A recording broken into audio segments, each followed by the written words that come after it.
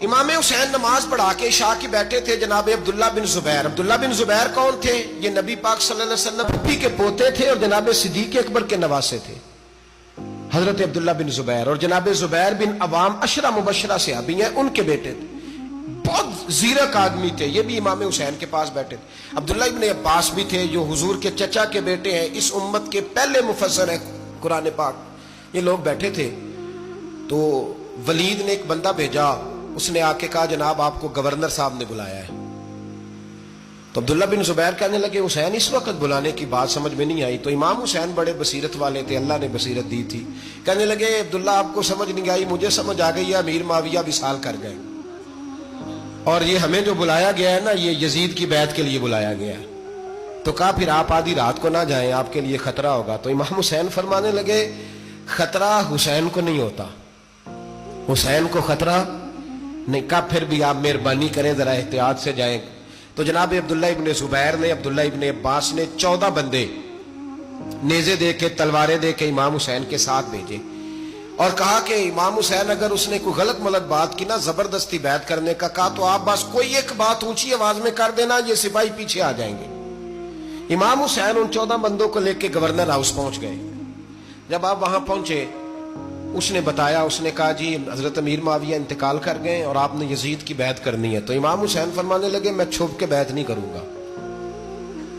مجمع لگاؤ، جمعے والے دن اعلان کرو جو طریقہ ہے حضرت ابوبکر صدیق کا، جو طریقہ ہے حضرت عمر فاروق کا، جو انداز حضرت عثمان غنی کا ہے، جو مولا علی کا ہے، سر عام اعلان کرو. اگر ساری دنیا یزید کی بیعت کرے گی تو میں بھی تیار ہوں.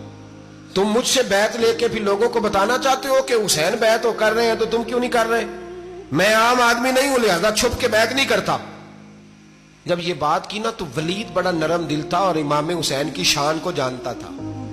وہ جانتا تھا یہ نبی پاک کا خاندان ہے. اس نے کہا جی مجھے تو حکم تھا، باقی آپ حضور کے نواز ہیں، میں کر کچھ. وہاں ایک بڑا بدبخت شخص بیٹھا تھا عبد الملک بن مروان. وہ ولید سے کہنے لگا کہ اگر حسین آج تمہارے ہاتھ سے نکل گئے تو تمہارے لیے بہت بڑا مسئلہ کھڑا ہو جائے. انہیں جانے نہ دینا، یا بیعت کراؤ یا ان سے کہو جنگ کے لیے تیار ہو. تو امام حسین رضی اللہ تعالیٰ عنہ کے کانوں میں آواز گئی تو فرمانے لگے ابن مرجانہ اگر تیرے اندر جرت ہے تو آ سامنے حسین کے، اس کے کانوں میں باتیں نہ کر، کانا پھوسی نہ کر، باہر آ میدان میں، شرارت نہ کر، باہر آ. میں تمہیں ابھی بتاتا ہوں کہ حسین سے مقابلہ کرنے کا انجام کیا ہے. یہ کہہ کہ امام حسین باہر نکلے، اپنے بھائی محمد بن انفیہ کو بلایا، عبداللہ بن زبیر، عبداللہ ابن عباس، ڈھیر سارے لوگ اکٹھے ہو گئے. فرمایا یہ معاملہ ہے، اب کیا کرنا ہے؟ یاد رکھیں ووٹ برادری کا نہیں ہوتا،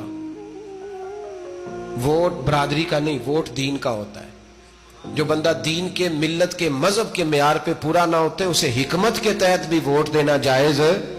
ہاں یہ بات سچی ہے تو بہرحال سچی ہے، یہ یاد رکھ لیں. ہمارے ووٹ سے کوئی ایم این اے، ایم پی یہ جتنے ظلم کرے گا ووٹ دینے والا اس کے ظلم میں شریک ہوگا، بالکل 100%. یہ لکھ لیں بات. ہم اس وقت بڑی جلدی، پتہ نہیں ہمیں کیا مسئلہ ہو جاتا ہے، اتنا اتنی مصیبت انہیں نہیں بنی ہوتی، نہیں یہاں بنی ہوتی ہے. خدا کا خوف کریں. امام علی مقام ووٹ ہی مانگ رہا تھا نا یزید، اور پھر اس نے بڑے بڑے لالچ دیے. اس نے کہا کہ آپ 5-4 صوبے ہیں جس کی گورنری مرضی رکھ لیں، دولت آپ کی مرضی کی. تو پھر آج ہمیں بھی لوگ مشورہ دیتے ہیں، کہتے ہیں مسجد میں سیاست نہیں ہونی چاہیے. میں نے کہا کیا کریں، یہ امام حسین ہمیں مجبور کر گئے، کوئی نہ کوئی بات کرنی پڑ ہی جاتی ہے. امام علی مقام نے فرمایا چھپ کے ووٹ کی بات، بیعت کی بات نہیں ہو سکتی. آپ نے جا کے لوگوں سے مشورہ کیا تو وہ کہنے لگے حضور وقت ابھی مناسب نہیں ہے، آپ اس طرح کریں یہاں رکے، ہم مکے سے، عراق سے، کوفے سے لوگوں کو بلاتے ہیں، یہاں ایک بڑی مجلس مشاورت قائم کرتے ہیں. امام حسین فرمانے لگے اگر تم مشاورت قائم کرو گے تو ولید اور عبد الملک بن مروان وہ تو جنگ کرنے کو تیار ہیں، اور نبی پاک نے فرمایا ایک مینڈا ہوگا جس کی وجہ سے مدینے کی گلیوں میں لہو بہے گا. فرمانے لگے میں وہ بکرا، وہ مینڈا نہیں بننا چاہتا. کہا پھر آپ کیا کریں گے؟ تو امام حسین رو پڑے. فرمانے لگے میں مدینہ چھوڑ جاؤں گا لیکن مدینے کی حرمت پامال نہیں ہونے دوں گا. امام علی مقام آدھی رات کے وقت نکلے. سیدہ فاطمہ کا دروازہ ایک اس دن تھا جس دن حضرت مولا علی کوفے چلے گئے اور دوبارہ آج تالا لگا جب امام حسین نکلے. آپ جنت البقیع کے پیچھے کھڑے ہو کے حضور کا روضہ دیکھنے لگے. اس وقت گنبد تو نہیں ہوتا تھا روزہ دیکھنے لگے، نانا تیرے کرم کے خزینے کی خیر ہو، میں جا رہا ہوں تیرے مدینے کی خیر ہو۔ سارا خاندان لے گئے، مکے تشریف لے گئے۔ حج کے ایام قریب آنے والے تھے، امام حسین نے وہاں لوگوں سے باتیں کی۔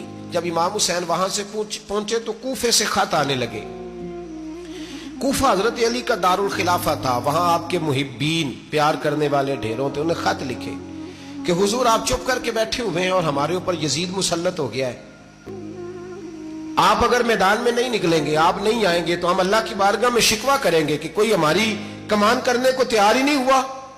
اور وہ خط 1 2 3 نہیں آئے، وہ خط اتنے تھے کہ 3 بوریوں میں بھرے تھے امام حسین، 3 بوریوں میں۔ اب مجبوری ہو جاتی ہے، حق کے لیے کئی دفعہ بات کرنا مجبوری ہوتی ہے، اگر نہیں کرے گا تو پھر اس کو بھی قبر میں جواب دینا پڑے گا۔